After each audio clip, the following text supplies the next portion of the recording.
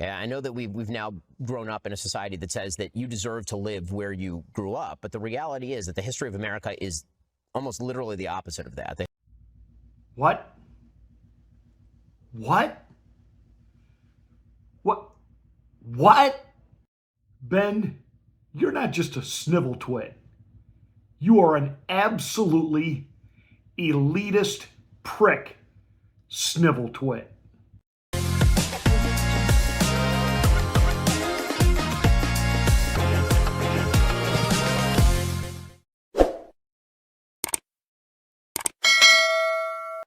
Hi, I'm Pastor Marty. Welcome to the Afternoon Drive. Please make sure that you're subscribed to the channel, and once you are, smack the bell, click the word all. That will give you notification of my rants, my ravings, my undeniably flawless reasonings. Please like and share this video. That's the way that we get the word out that we're here.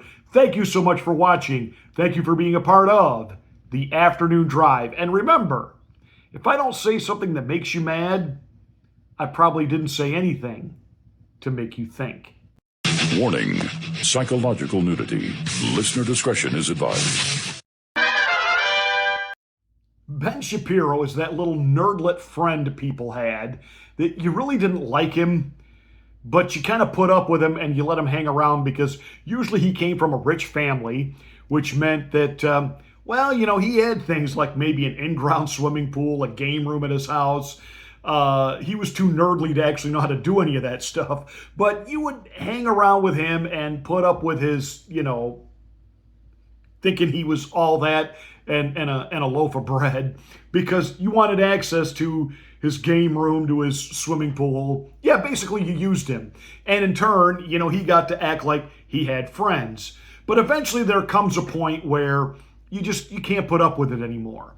Look at the media world of Ben Shapiro and all the media talent that he has run off, and then how he becomes so vindictive, nasty against them.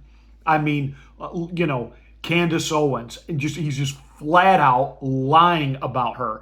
Candace Owens never accused Erica Kirk of being in on the plot to kill her husband.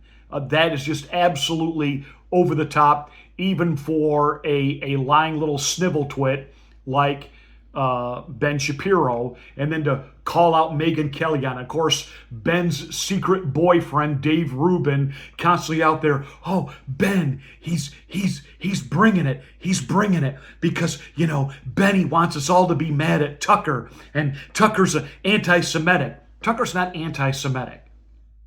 Tucker does not hate Jewish people. Tucker does not support the governance of Israel. Tucker does not support the governance, basically, of any other nation other than the United States of America. We call that America First. Shazam, Batman, that might be MAGA. And for Ben Shapiro to say, Tucker has changed, Candace has changed. You go back 20 years and all my positions are the same. No, they're not. No, they're not. 2016, you were anti-Trump. You were a never-Trumper. You were absolutely toxic poison to the airwaves of conservative media when it came to Donald Trump. So don't act like you've never changed. And this idea, this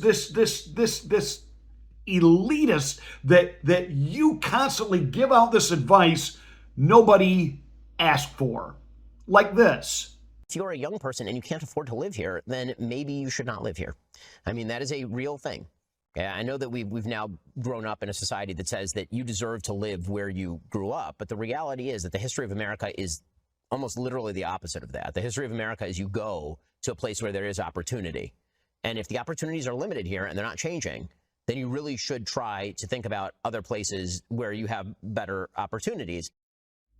Really? So people don't have a right to live around their family? Raise their kids with intact grandparents, maybe, down the street or in the next neighborhood over? They shouldn't be able to expect things like that? Listen, I happen to have a job as a pastor that I have moved. I have moved my family. Now, I did have the privilege that for the first 15 years that I pastored in a town relatively close to where I grew up, and my kids had the benefit of having access to both my wife's parents and my parents. They had grandparents around, they had aunts and uncles around.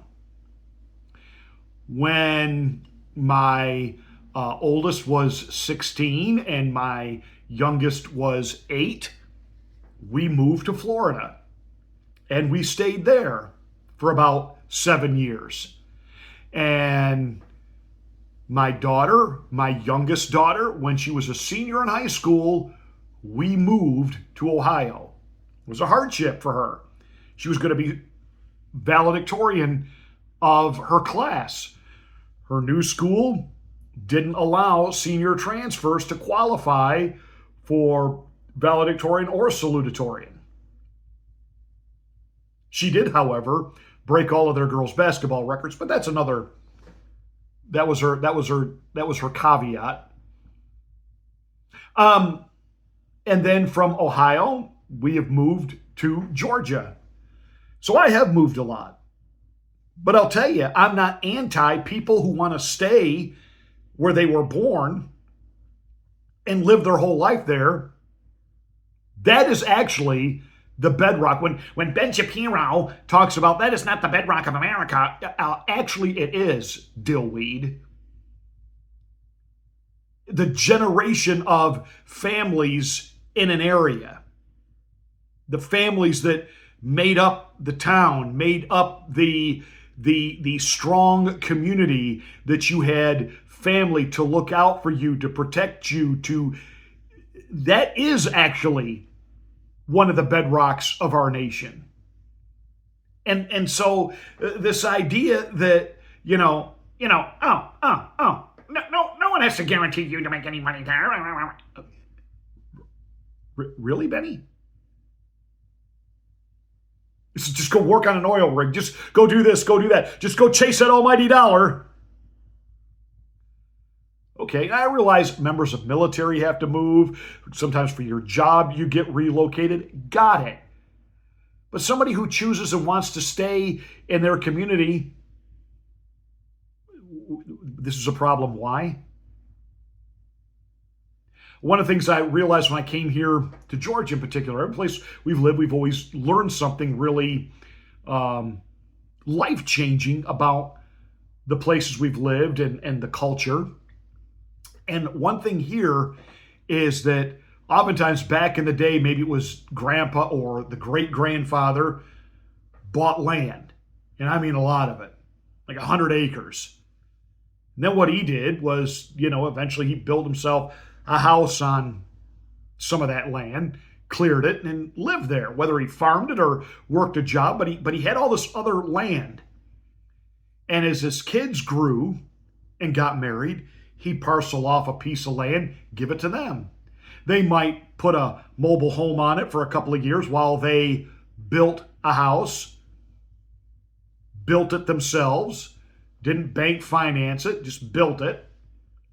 And then so on and so on. And now they're doing it for grandkids and great-grandkids. You talk about what an absolute incredible, number one, heritage and legacy.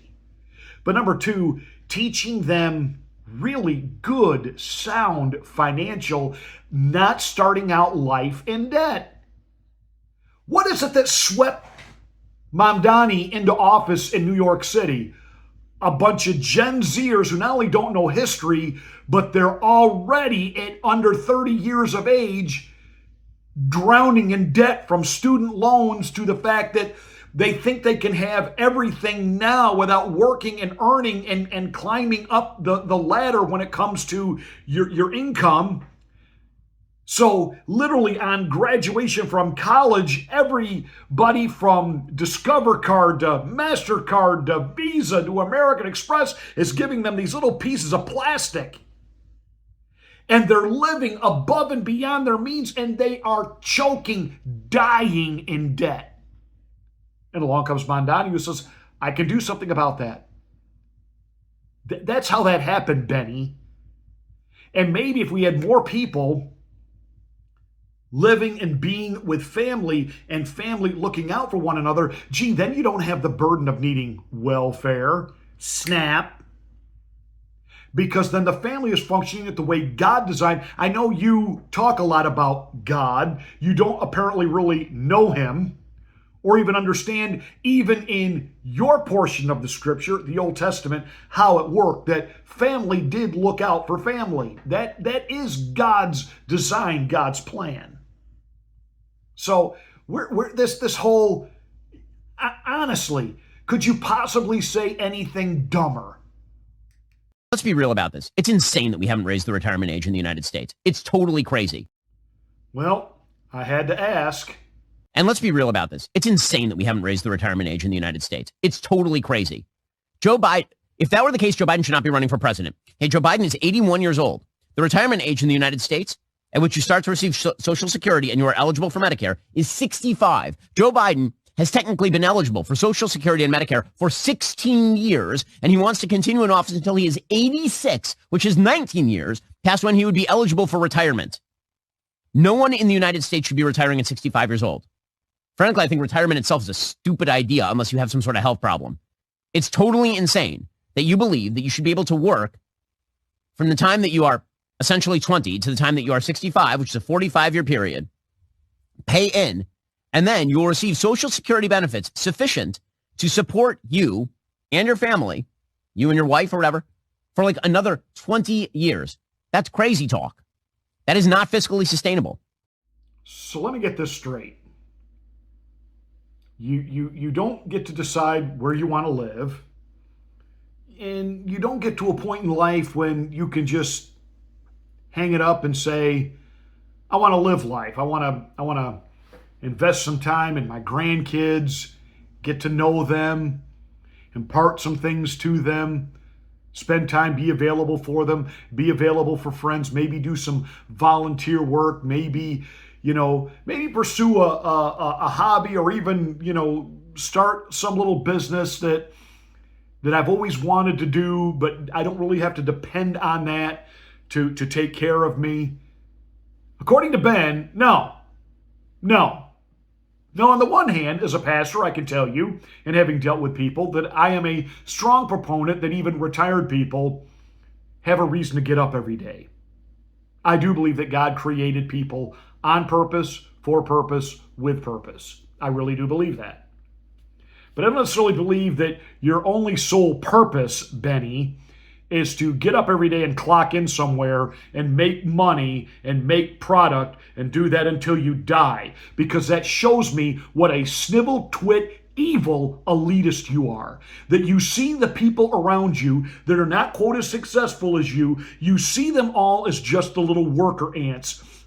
And they will live wherever the work is, and they will do that work there. And if there's no more work there, then they move somewhere else where the work is. And they do that continually until the day they die.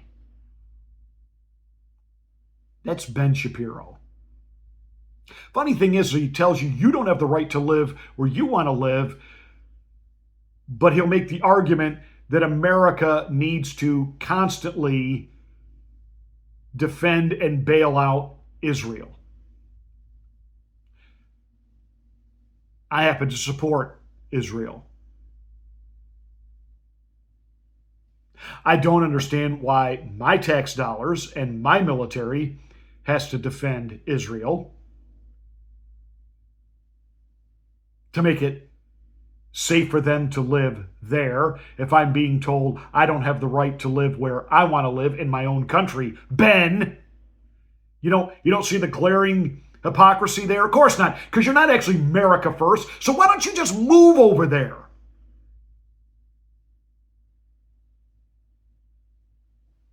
You little snivel twit elitist. You still haven't figured out that the so-called friends you had in school, and even the ones that you've got now, you don't actually have any friends, none of them like you, including probably the person you're married to. They put up with you because you got money. You certainly don't have a personality. You don't have an nth of compassion or actual insight.